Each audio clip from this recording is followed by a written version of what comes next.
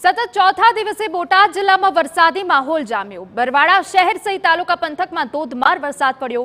વરસાદના કારણે મુખ્ય બજારો અને રસ્તાઓ પર પાણી ભરાઈ ગયા। બસ સ્ટેન્ડ સહિતના તમામ વિસ્તારોમાં વરસાદ પડ્યો।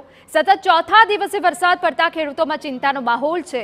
આપણે જણાવી દઈએ કે કપાસ, તલ, જુવાર સહિતના પાકોમાં નુકસાનની ભીતિ છે, જેના કારણે ખેડૂતો ચિંતામાં છે।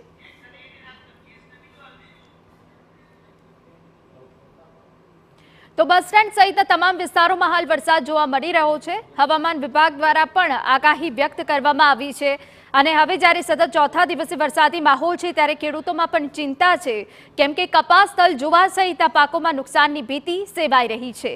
બોટાદમાં પણ વાતાવરણમાં પલટો આવી રહ્યો છે અને સતત 4 દિવસથી વરસાદી માહોલ જામ્યો છે અને વરસાદી માહોલના કારણે ખેડૂતો ચિંતામાં।